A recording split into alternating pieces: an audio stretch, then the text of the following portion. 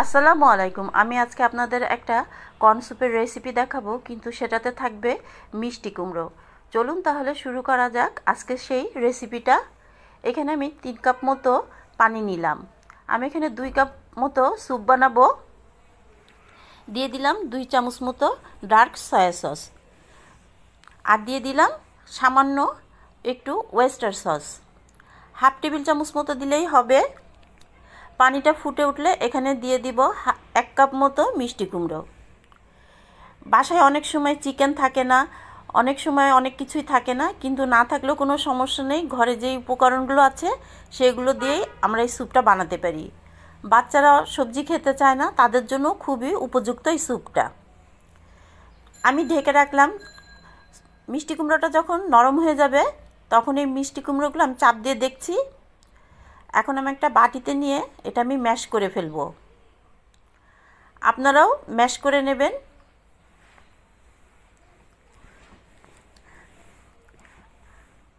আমি এইভাবে ম্যাশ করে নিচ্ছি।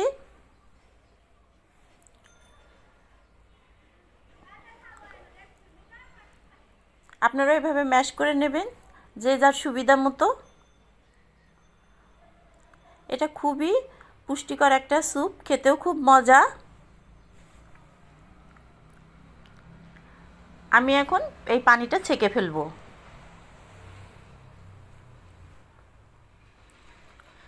আপনি যখন এটা পরিবেশন করবেন কেউ বুঝতেই পারবে না যে এর সাথে মিষ্টি কুমড়ো মিশানো আছে।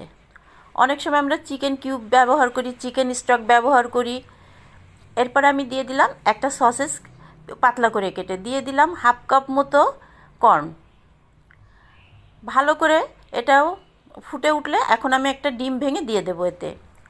ডিম যখন দেব তখন অবশ্যই পানিটা খুব গরম থাকতে হবে, তা না হলে ডিমটা কিন্তু জমাট বেঁধে যায়। আমার ডিম দেওয়া শেষ। এখন আমি এখানে 2 টেবিল চামচ মতো কর্নফ্লাওয়ার দিয়ে দেব।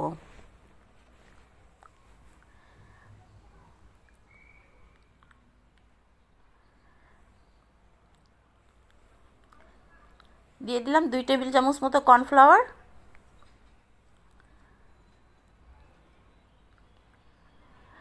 আপনারা বাড়তি স্বাদের জন্য ধনের পাতাটা ব্যবহার করতে পারেন, এতেও কিন্তু সুন্দর একটা ফ্লেভার হয়।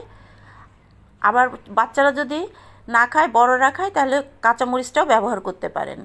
এখন আমি 2টো রসুন এরকম করে তেলের সাথে লাল লাল করে নিয়ে ভেজে এই স্যুপের সাথে মিশিয়ে দেব। এতে করে স্যুপটার ভিতরে বাড়তি একটা অ্যারোমা তৈরি হবে। আমরা কর্ন স্যুপে এমনিও এই রসুনের বাগারটা দিয়ে থাকি।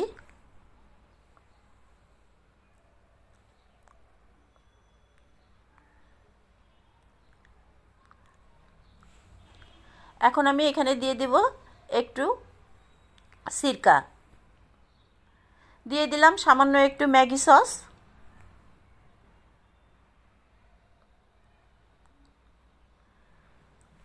এটা খুবই মজা স্যুপটা খেতে, বানাতেও সোজা। আমার স্যুপটা রেডি হয়ে গেছে। এখন আমি এটা পরিবেশন করব। কেউ যদি লেবু দিয়ে খেতে পছন্দ করেন তাও খেতে পারেন।